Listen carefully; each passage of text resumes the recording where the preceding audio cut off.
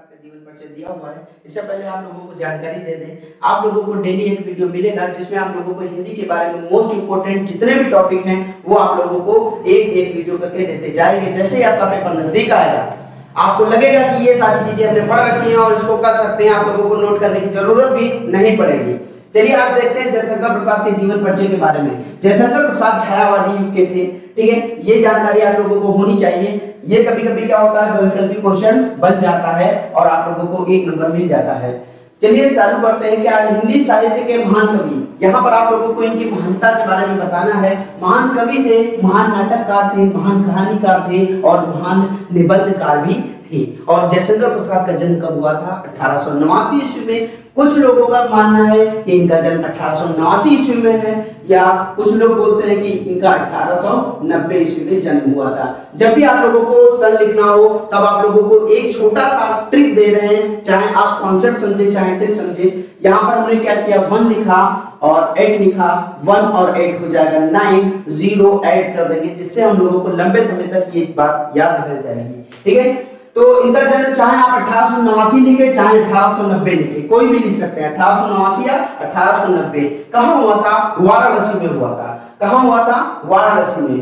प्रसिद्ध सुमनी साहू नामक परिवार में हुआ था, ठीक है, प्रसिद्ध सुमनी साहू नामक परिवार में हुआ था। इनके पिता का नाम बाबू देवी प्रसाद था। इनके पिता का नाम क्या था? देवी प्रसाद था। और माता की बात करें कहीं पर जिक्र नहीं होता है, लेकिन मैं आपको बताता हूं कि इनकी माता का नाम मुन्नी देवी था। और इनके माता पिता गांव के प्रतिष्ठित और धनाढ्य व्यक्ति थे, मतलब सम्मानित थे।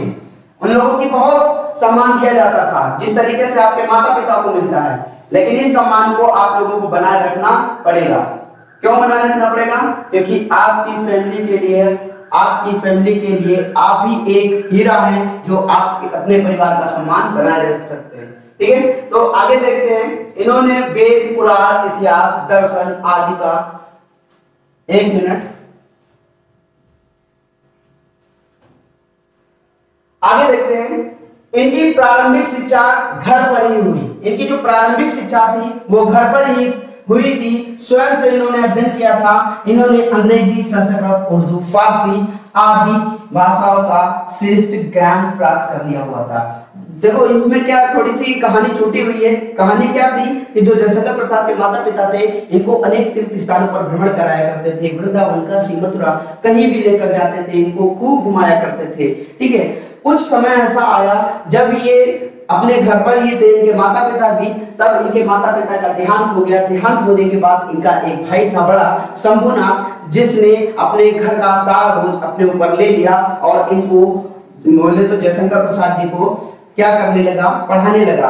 और इनकी किसी कारणवश पढ़ाई छूट गई, क्योंकि आप जानते हैं जब किसी का माता पिता नहीं रहता है तो वो क्या करता है, उसका जो बड़ा भाई होता है अगर नहीं होता है तो और ज्यादा परेशानियां होती हैं। जैसा कि जयशंकर प्रसाद के साथ ऐसा नहीं था, क्योंकि इनके बड़े भाई थे शंभुनाथ। शंभुनाथ का मानना था क्या कि अगर हम हैं तो हमारे जीवन में हमारे होते हुए हमारे भाई को कोई भी कष्ट का सामना ना करना पड़े।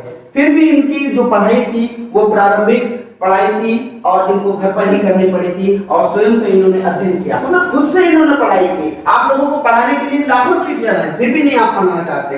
अंग्रेजी, संस्कृत, उर्दू, फारसी श्रेष्ठ ज्ञान प्राप्त कर लिया, बहुत श्रेष्ठ हो गए थे, ठीक है। साथ ही इन्होंने वेद, पुराण, इतिहास, दर्शन आदि भी गहन अध्ययन कर लिया था, ठीक है। उसके बाद इनके जो माता पिता और बड़े भाई की मृत्यु हो गई। इनके जो बड़े भाई थे उनकी भी मृत्यु हो गई थी और इनकी जो भाभी जी थी उनकी भी मृत्यु हो गई थी, ठीक है। इतना सब होने के बाद जितना भी पारिवारिक बोझ था सब किसके ऊपर आ पड़ा? जयशंकर प्रसाद के ऊपर आ पड़ा। और जयशंकर प्रसाद का एक छोटा भाई भी था, ठीक है। तो इनकी भाभी और एक के बाद दूसरी, मैंने बता दिया था इनकी भाभी की भी मृत्यु हो गई थी, एक के बाद दूसरी की मृत्यु हो गई, तीसरी की मृत्यु हो गई, मतलब इन्होंने 3 शादियां की हुई थी। ये बात आप लोगों को पता होनी चाहिए।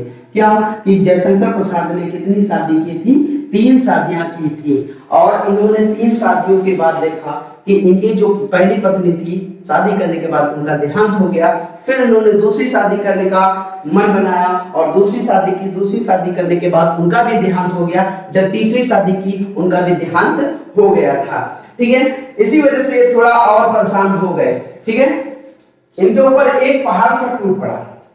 इनका जो हंसता खेलता घर था वहां पर सब बंजर हो गया। क्या इनके माता पिता का भी देहांत हो गया, भाई का भी देहांत हो गया और भाभी का, और इन्होंने 3 शादियां की, उनका भी सबका देहांत हो गया। इसी समय चलते चलते चलते एक समय ऐसा आया, इनका जो छोटा भाई था उसका भी क्या हो गया, देहांत हो गया।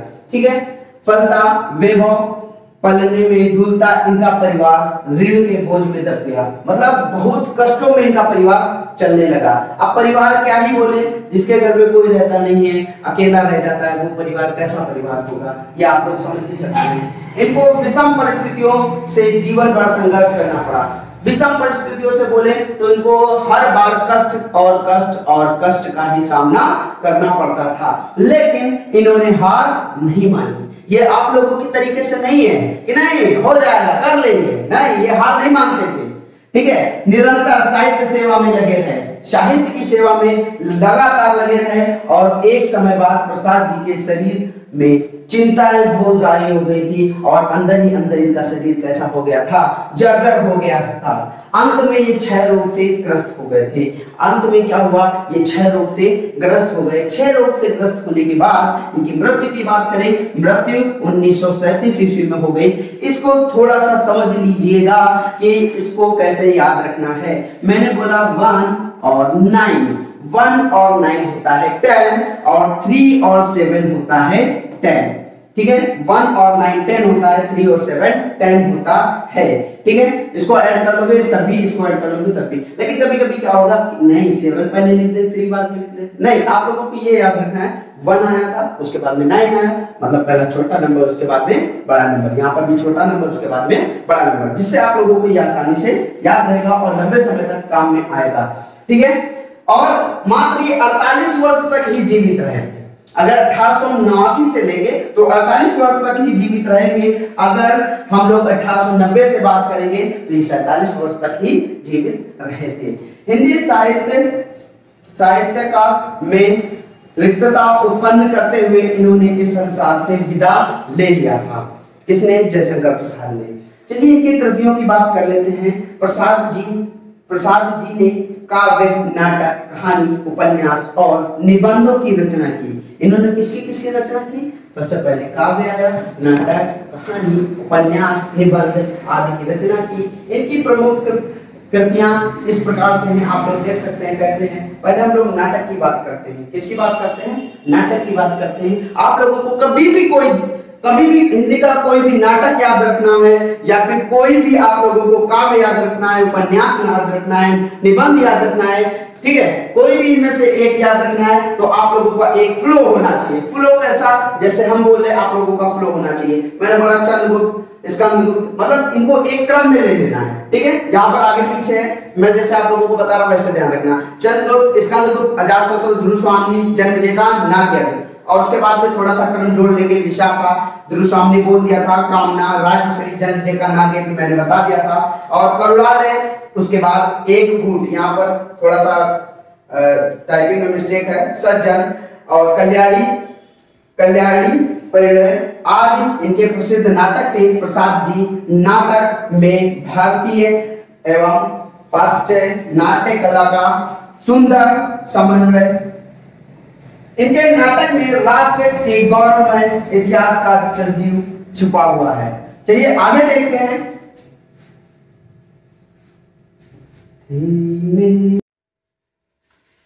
चलिए आगे देखते हैं। आगे हम लोगों को कहानी के बारे में जानना है। इनकी कहानी कौन कौन सी है, ध्यान से देखिएगा।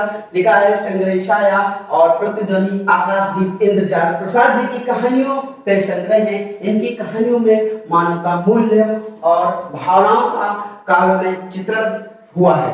ठीक है, और उसके बाद हम लोग उपन्यास की बात कर लेंगे। उपन्यास ज्यादातर आप लोगों को ऑब्जेक्टिव क्वेश्चन में देखने को मिलते हैं। क्या हो जाएगा? कंकाल, तितली, इरावती। इरावती जो है अपूर्ण है, मतलब बाकी कंकाल और तितली क्या है? पूर्ण है, और इरावती क्या है? अपूर्ण। ठीक है, पूरा नहीं है। क्या चीज है? उपन्यास है। ये आप लोगों को याद रखना है। प्रसाद जी ने अपने वास्तविकता का आदर्शोन्मुख चित्रण किया है। निबंध संग्रह की बात करेंगे। निबंध संग्रह क्या हो जाएगा? काव्य कला तथा अन्य निबंध। इन निबंध संग्रह में प्रसाद जी ने गंभीर चिंतन और साहित्य संबंध स्वास्थ्य दृष्टिकोण का अभिव्यक्त किया है। ठीक है, इसमें काव्य कला में, ठीक है, और अन्य निबंधों में क्या किया हुआ है, गंभीर चिंतन, मतलब चिंता से ग्रसित। ठीक है, उसके बाद काव्य की बात करेंगे, काव्य क्या हो जाएगा, कामायनी और आंसू, झरना, लहर। एक ऑब्जेक्टिव क्वेश्चन आप लोगों का बनेगा कि जयशंकर प्रसाद का महाकाव्य कौन सा है, जयशंकर प्रसाद का महाकाव्य कौन सा है, कामायनी है। ठीक है, कामायनी श्रेष्ठ छायावादी महाकाव्य है, ये आप लोगों को मैंने बता दिया। हिंदी साहित्य में स्थान जयशंकर प्रसाद का स्थान सुनिएगा। जयशंकर प्रसाद जी किस युग के थे, छायावादी युग के जनक तथा युग प्रवर्तक के रचनाकार थे। ठीक है, यहाँ पर है लिखा हुआ है। बहुमुखी प्रतिभा के कारण इन्होंने मौलिक, नाटक, श्रेष्ठ कहानीकार, उत्कृष्ट निबंधकार और उपन्यास लिखकर हिंदी साहित्य के कोश की श्रीवृद्धि की। आधुनिक हिंदी के मूर्धन्य साहित्यकारों में प्रसाद जी का विशिष्ट स्थान है। ये आप लोगों को याद हो गया होगा। अगर नहीं भी याद होता है तो एक बार आप लोग रिपीट करके पूरा सुन सकते हैं, आप लोगों को आसानी से ये सारी चीजें याद हो जाएंगी। मिलते हैं नेक्स्ट वीडियो में।